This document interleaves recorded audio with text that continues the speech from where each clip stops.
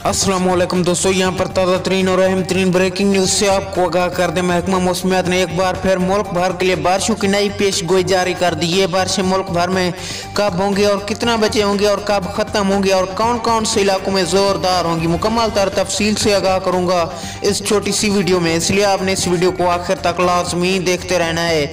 लेकिन उससे पहले इस वीडियो को लाइक करके चैनल को सब्सक्राइब और इसके साथ बेल आइकन को ऑल पर क्लिक कर दें ताकि इस तरह की खबरों का नोटिफिकेशन आपको बर वक्त और सबसे पहले मिल सके।